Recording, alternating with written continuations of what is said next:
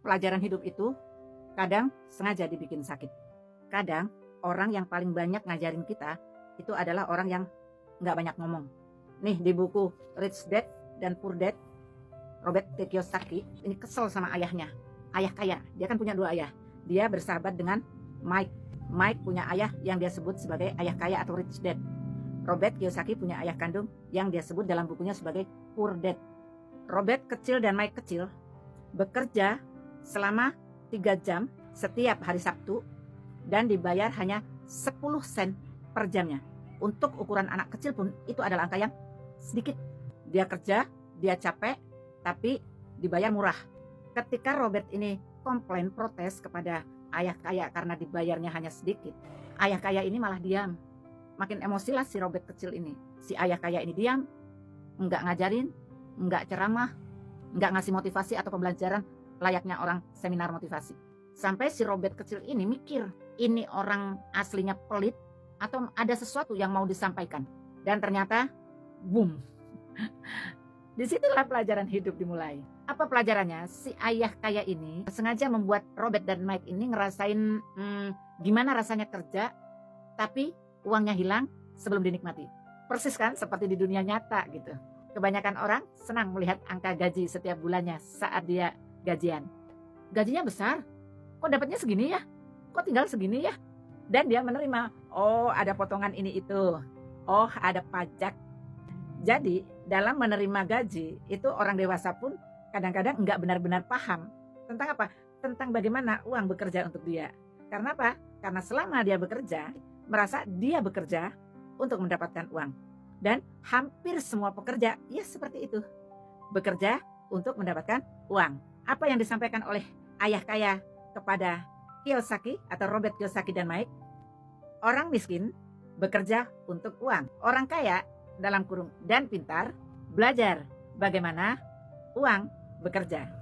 Ini yang keren. Menyimak apa yang terjadi pada hubungan antara Robert Kiyosaki, Mike dan ayahnya, bahwa mengajar itu tidak harus ngomong terus. Kadang guru yang baik itu adalah yang memberikan ilmu dengan cara membuat kita itu merasa kecewa, penasaran, kesal, marah. Lalu ini yang penting, membuat kita berpikir pada akhirnya. Tahu nggak?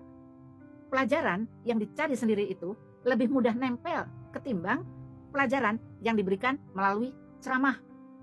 Makanya hati-hati ya, kalau ada orang yang diam, tidak banyak bicara, tapi dia mampu membuat kamu berpikir, maka dia itu bukan orang biasa, bukan guru yang biasa-biasa saja.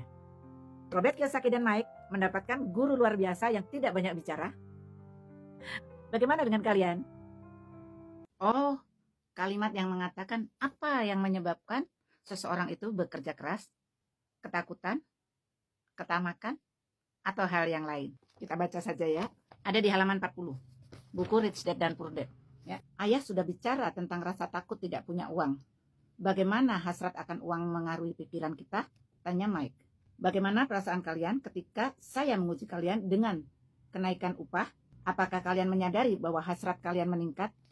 Nah, ini tuh percakapannya terjadi ketika Robert Kiyosaki merasa diperlakukan tidak adil dan merasa dieksploitasi oleh ayah kaya, Rich Dad, ayahnya Mike, saat dia bekerja per jamnya hanya 10 sen. Dan mereka bekerja selama 3 jam tiap hari Sabtu.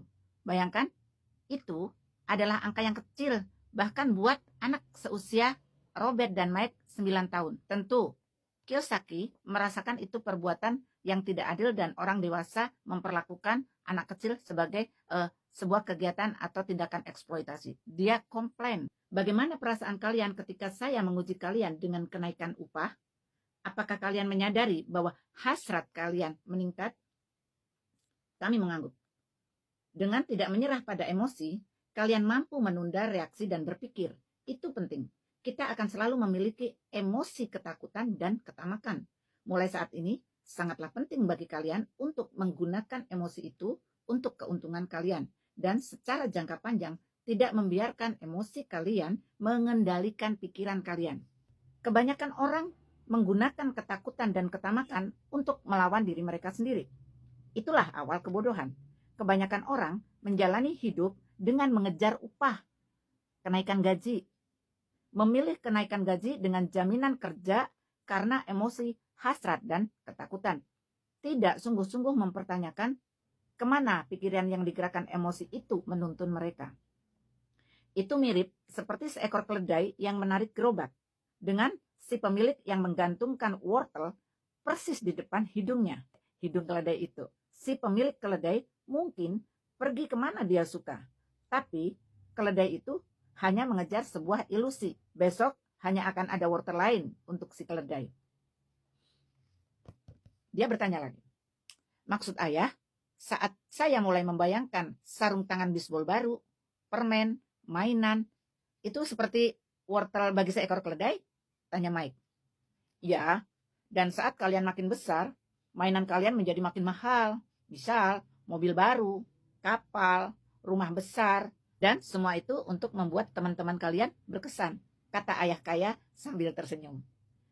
Ketakutan, tanda petik ketakutan akan kemiskinan, mendorong kalian keluar pintu dan hasrat memanggil kalian. Itu perangkapnya. Jadi apa jawabnya? Tanya Mike. Hal yang memperkuat ketakutan dan hasrat adalah kebodohan. Itulah sebabnya orang kaya yang punya banyak uang seringkali memiliki ketakutan yang makin besar saat mereka makin kaya. Uang adalah wortel, ilusi. Kalau keledai bisa melihat seluruh gambaran itu, dia mungkin memikirkan kembali pilihannya untuk mengejar wortel. Bisa dipahami ya? Jadi apakah kalian bekerja keras dengan motivasi seperti keledai tadi yang hanya mengejar wortel, ilusi? Semangat!